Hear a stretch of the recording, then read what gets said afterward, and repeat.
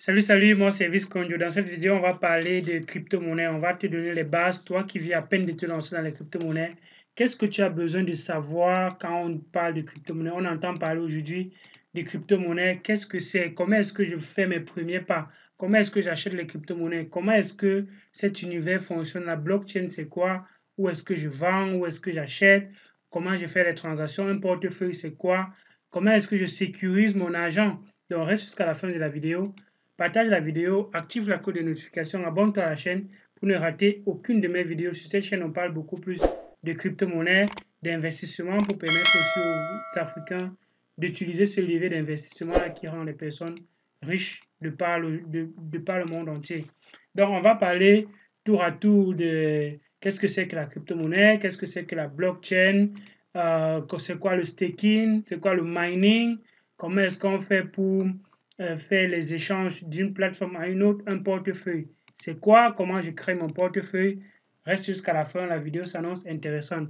Toi qui as déjà un peu de connaissances dans les crypto-monnaies, cette vidéo te concerne aussi parce qu'il y a des choses que tu peux aussi apprendre au travers de cette vidéo.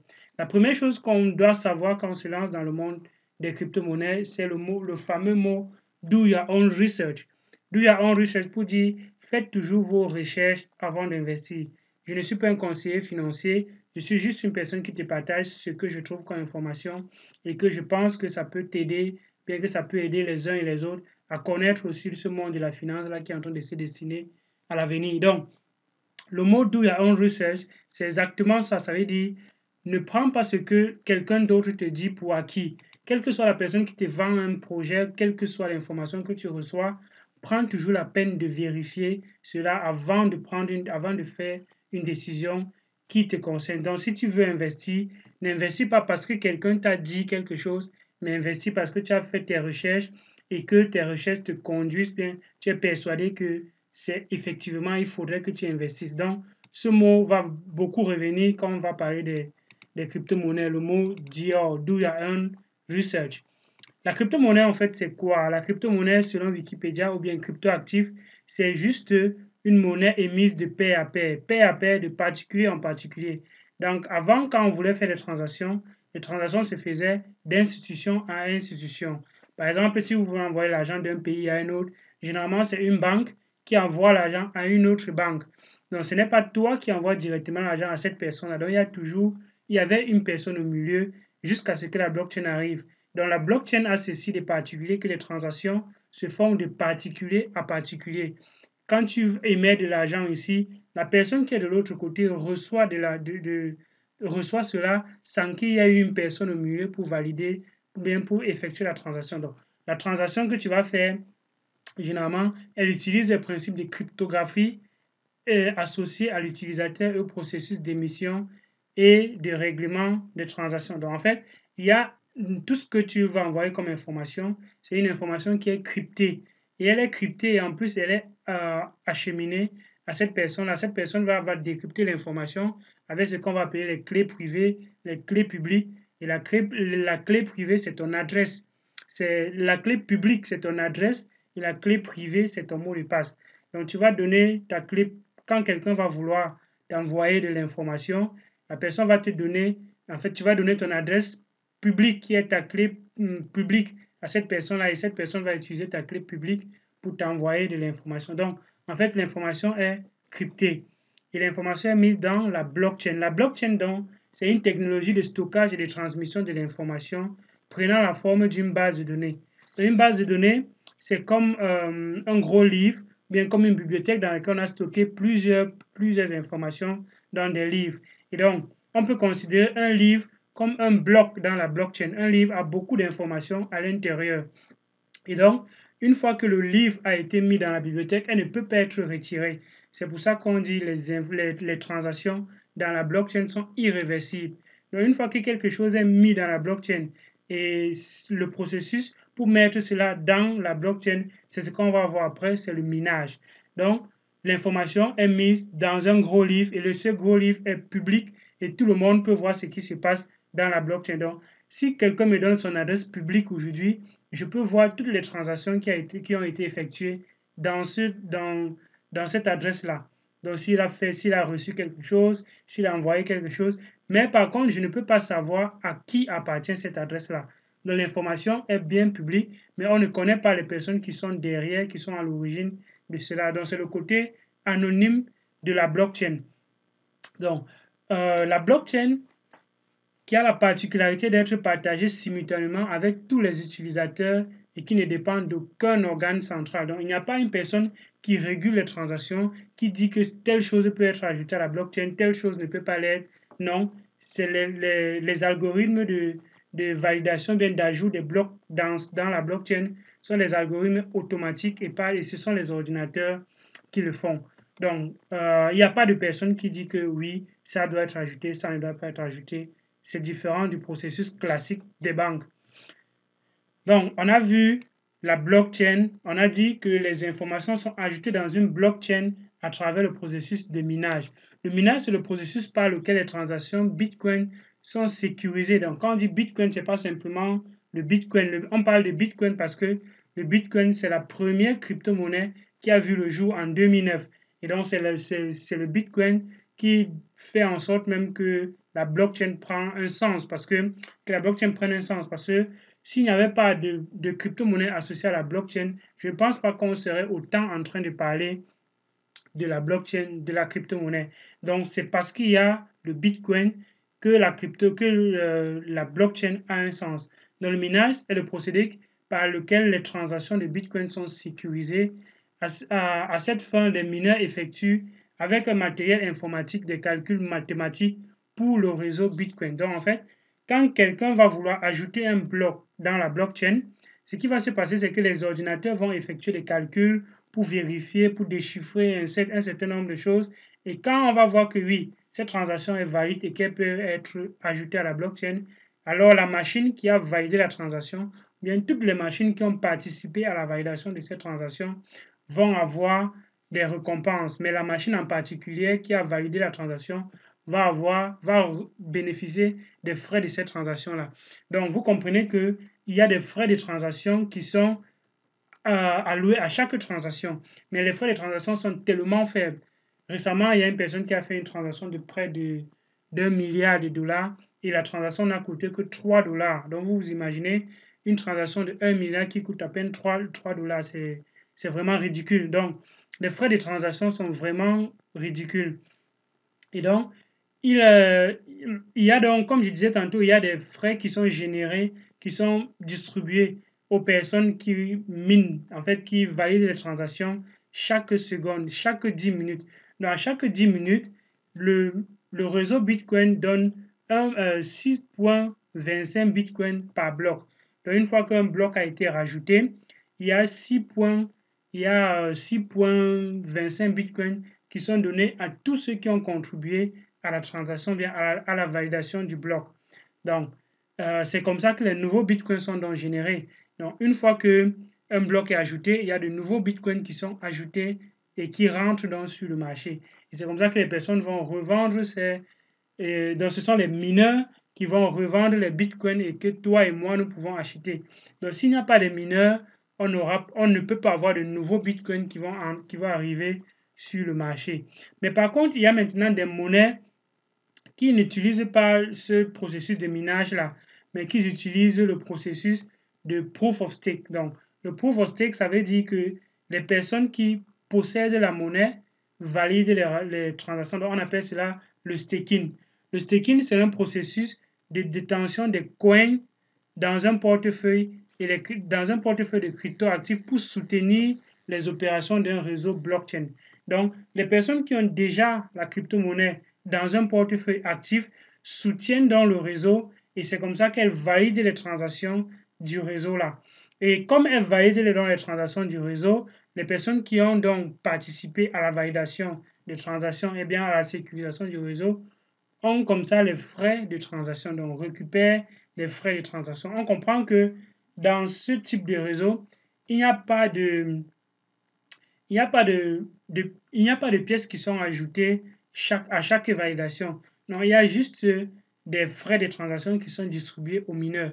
Maintenant, ça dépend des monnaies. Il y a des monnaies qui font rentrer d'autres nouvelles pièces sur le marché par le processus du staking. Donc, ça dépend vraiment de la monnaie et de la philosophie qu'il y a derrière une monnaie. Mais bon, on comprend que le staking, c'est le fait de posséder de la monnaie dans un portefeuille et de participer à la validation des transactions. Et donc, en échange de ça, on te donne aussi des bonus. Donc, on comprend déjà qu'on a deux types de crypto-monnaies. On a donc ce qu'on appelle les coins et il y a ce qu'on appelle les tokens.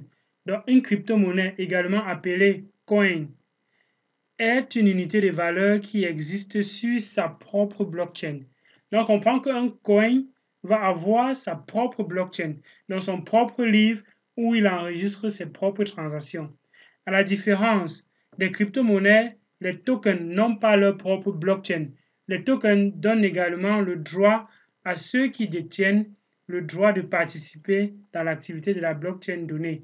Ça veut dire que une blockchain, si un token va se greffer sur une blockchain. Donc, par exemple, la blockchain qui est très fameuse dans ce domaine, c'est la blockchain Ethereum. Donc, sur la blockchain Ethereum, les gens vont pouvoir créer leur propre token.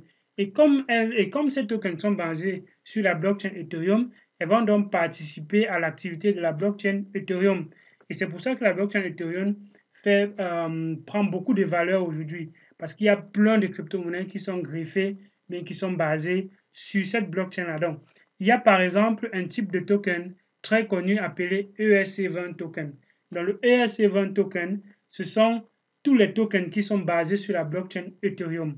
Donc, quel que soit le token qui est sur cette blockchain-là, vous pouvez stocker ce token dans un seul portefeuille. Donc, on va voir ce que c'est qu'un portefeuille. Un portefeuille d'une crypto-monnaie.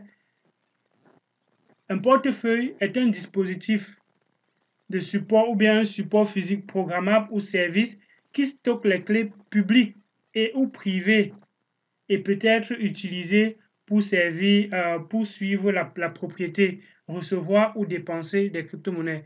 Donc en fait, un portefeuille, c'est juste un dispositif qui va vous permettre de voir ce qui va se passer dans votre portefeuille, dans votre clé publique ou bien clé privée. Donc, le portefeuille n'est pas la blockchain.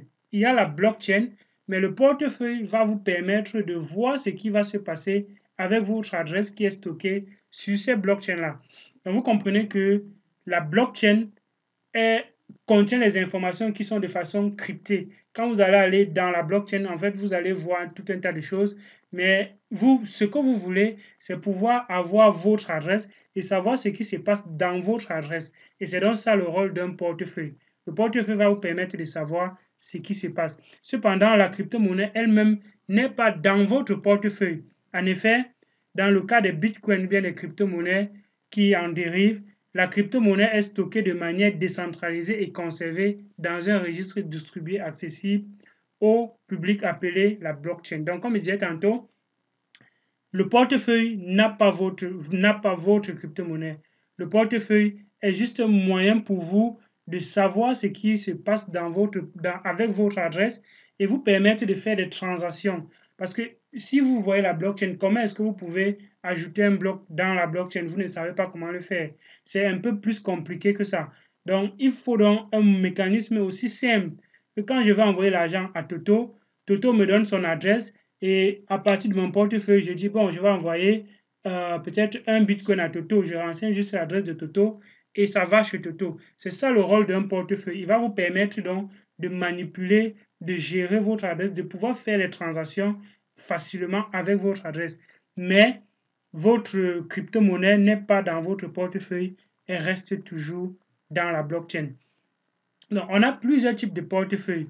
On a les portefeuilles dits multi-signatures qui nécessitent que plusieurs personnes participent à la signature pour pouvoir faire une transaction. Donc, généralement, ce sont des supports comme ceci, des clés USB. C'est ce qu'on appelle donc les ledgers. Parfois, on appelle ça généralement des ledgers, comme je l'ai dit tantôt.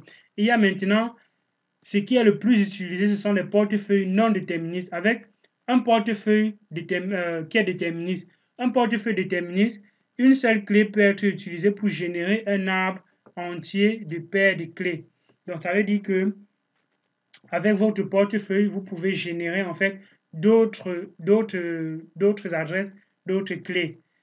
Et la phrase mnémotique générée ou graine ou seed, donc graine ou seed, est simplement une façon plus lisible pour l'homme d'exprimer la clé utilisée comme racine, car elle peut être convertie en algorithme en clé privée racine. Donc en fait, quand vous allez avoir votre phrase mnémotique, qu'on va vous donner pour votre feuille, c'est juste une façon, une représentation de votre clé privée. Parce que si on vous donne votre clé privée, elle est très longue et ce sont des chiffres que vous n'allez rien comprendre. Alors que votre phrase mnémotique, c'est un peu un rapprochement de cette clé privée-là vers le langage humain. Quand vous allez voir votre clé privée en langage humain, vous pourrez facilement comprendre de quoi il s'agit et vous pourrez facilement stocker. Mais en réalité, il y a toujours une conversion de cette clé, de cette phrase mnémotique-là, vers votre clé privée qui reste unique. Donc, on va voir ce qu'on appelle un échange. On a vu un portefeuille, un échange. Un échange, c'est un échange de crypto-monnaie est une entreprise qui vous permet, en fait, qui permet à ses clients d'échanger des monnaies cryptographiques ou numériques contre des actifs tels que les monnaies fiduciaires classiques ou contre des monnaies cryptographiques ou numériques. Donc, le portefeuille, c'est un exchange, c'est juste une entreprise qui va mettre sur pied une plateforme qui va vous permettre donc d'échanger votre crypto-monnaie contre une autre, bien contre un actif. Vous pouvez vouloir changer votre crypto-monnaie contre le dollar, mais si vous n'avez pas une plateforme qui vous permet de le faire, comment est-ce que vous allez le faire? C'est ça donc le rôle de l'exchange. L'exchange est donc la plateforme qui vous permet de faire cet échange-là, de passer d'une crypto-monnaie à une autre, peut-être d'une crypto-monnaie à un actif, par exemple. Il y a des plateformes qui permettent de changer la crypto-monnaie contre de l'or, ou bien la crypto-monnaie contre le dollar, et bien d'autres. Donc, c'est ça le rôle de la crypto-monnaie, c'est ça le rôle d'un exchange.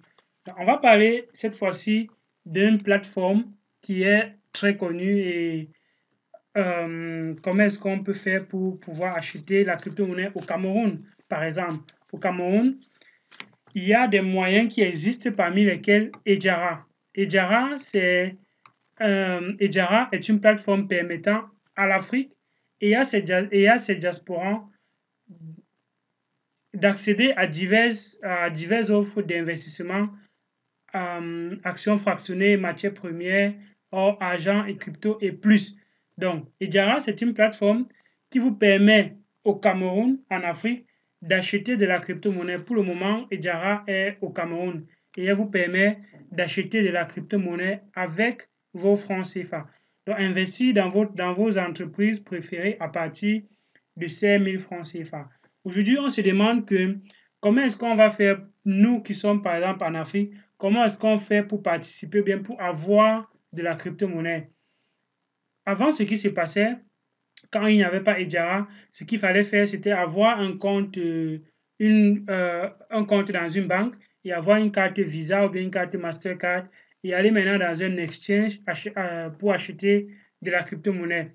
Mais ce qu'il faut savoir, c'est que quand vous procédez de cette façon-là, il y a d'abord les frais de conversion de votre franc CFA en dollars et les frais de transaction de la carte Visa et autres parfois sont élevés. Donc, Ejara a mis sur pied cette plateforme qui va vous permettre, avec votre franc CFA, d'acheter directement les crypto-monnaies.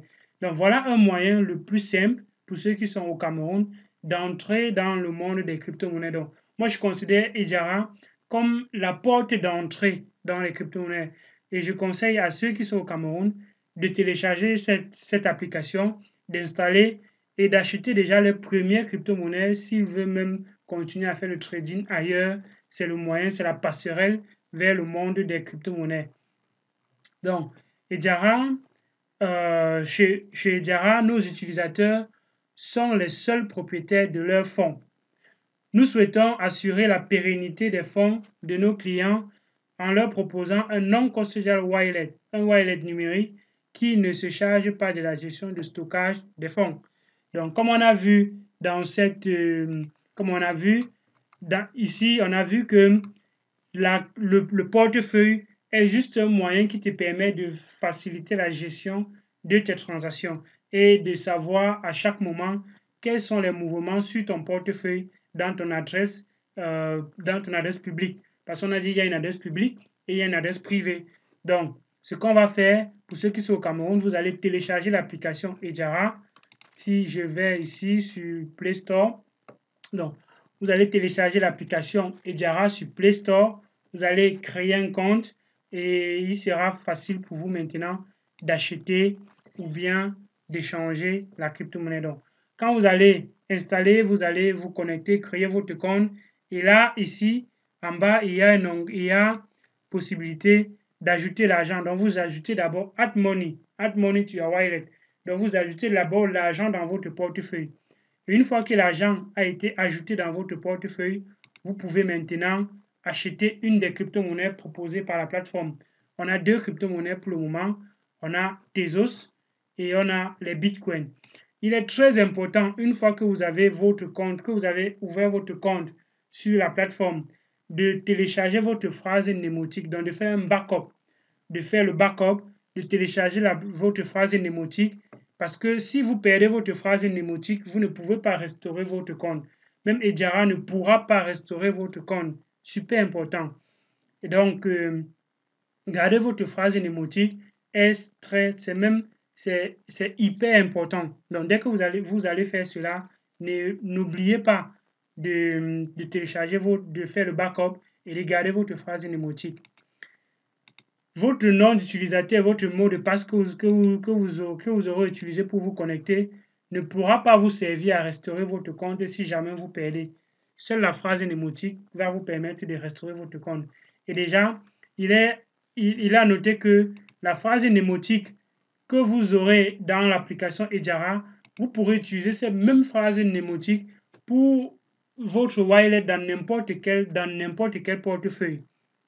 Donc, j'expliquais tantôt qu'on a des portefeuilles ERC20.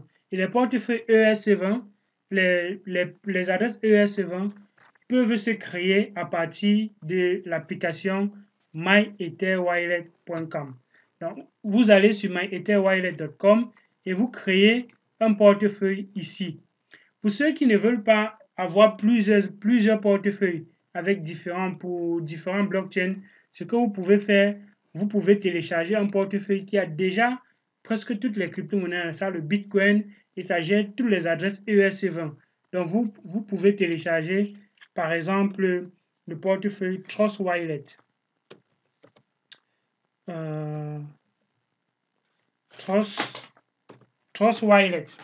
Donc, si vous téléchargez le portefeuille Trust Wallet, vous allez pouvoir gérer quelle que soit votre crypto-monnaie qui existe.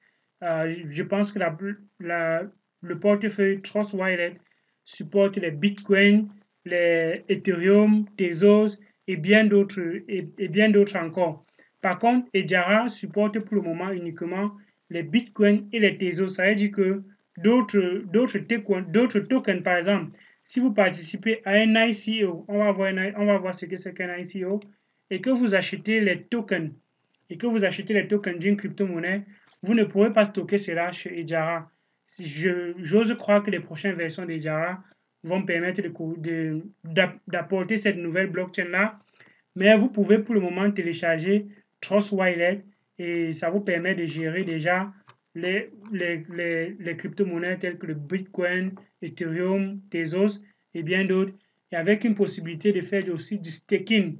Donc le staking, comme je l'ai dit tantôt dans cette partie, le staking c'est le fait de posséder de la monnaie et de la stocker. Le seul fait de conserver une monnaie vous permet déjà, en fonction du portefeuille dans lequel vous conservez, vous permet déjà de participer à la validation des transactions et d'avoir des bénéfices parce que comme vous participez à la validation des transactions du simple fait de conserver, vous avez donc des bénéfices. Et donc, Trust Wallet vous permet d'avoir des bénéfices en faisant du staking.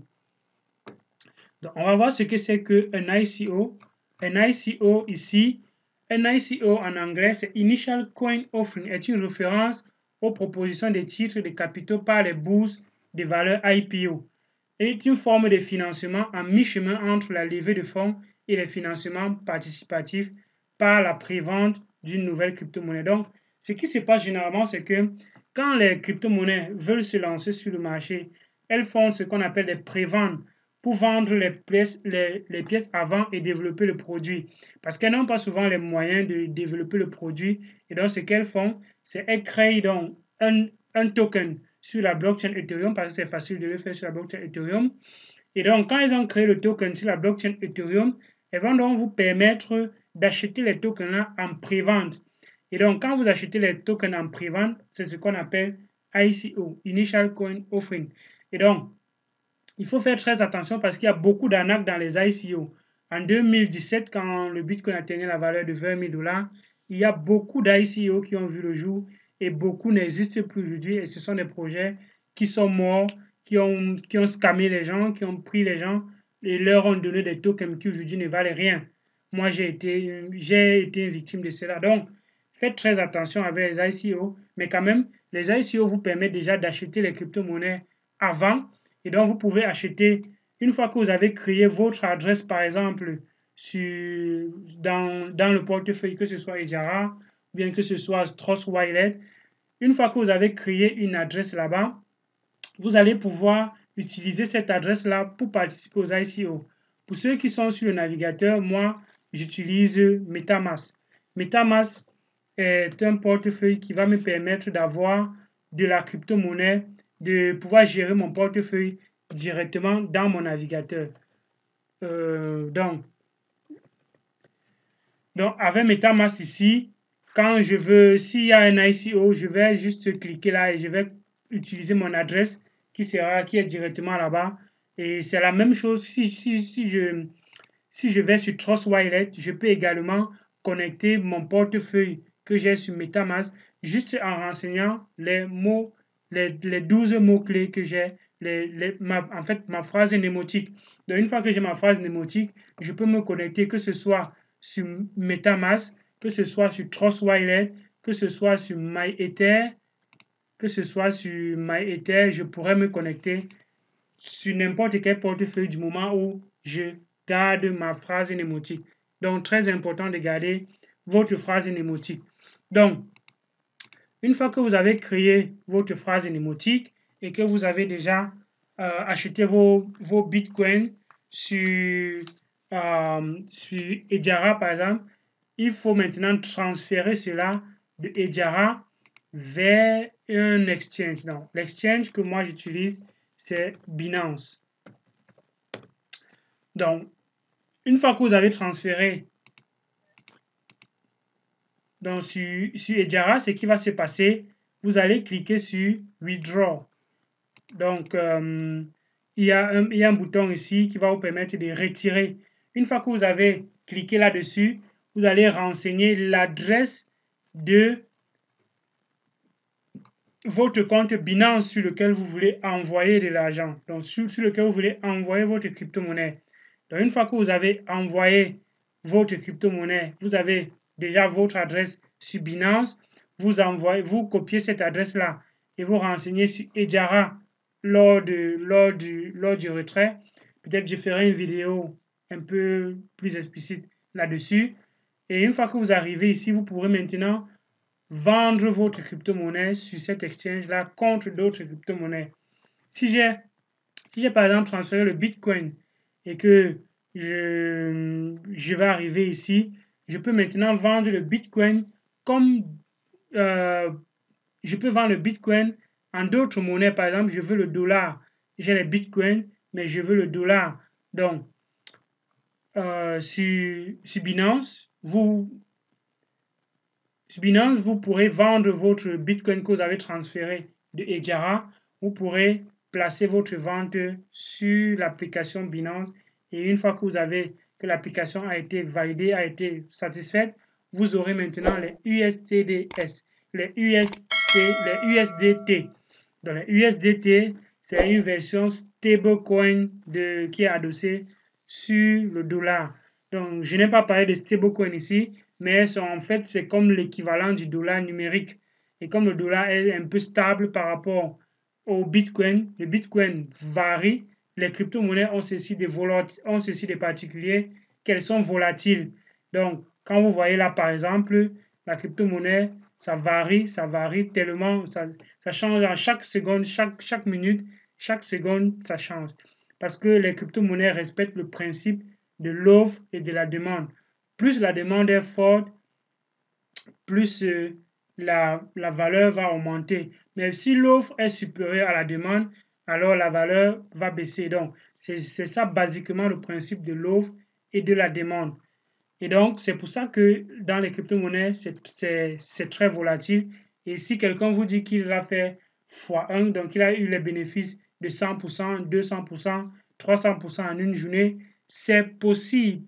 C'est possible parce que la crypto-monnaie est très volatile. Donc, c'était une petite vidéo pour vous permettre déjà de vous familiariser aussi un peu avec ces mots staking, minage, euh, portefeuille, comment transférer de l'argent, comment acheter avec la plateforme Ejara. Donc, il y a encore bien trop de choses à comprendre et dans une seule vidéo, on ne peut pas vraiment tout expliquer. Mais je vais faire une autre vidéo pour vous expliquer en détail comment transférer l'argent d'un portefeuille à une autre avec un exemple vidéo là-dessus et la formation sur le trading arrive bientôt. Donc pour ceux qui me suivent, vous pouvez déjà me contacter pour essayer de réserver vos places. Je n'ai pas encore défini le prix, je n'ai pas encore défini la date, mais il y aura un bonus pour les premières personnes qui vont s'enregistrer à la formation. Donc c'était Elvis Condu, j'espère que vous vous portez bien. J'espère que cette vidéo va vous aider, va vous permettre de prendre le pas sur les crypto-monnaies, sur le trading, bon, pas sur le trading, mais au moins dans l'environnement des crypto-monnaies, comprendre ces mots-là, comprendre de quoi il s'agit. Reste scotché, abonne-toi, active la cloche de notification pour ne rater aucune de mes vidéos. À une prochaine vidéo. Ciao!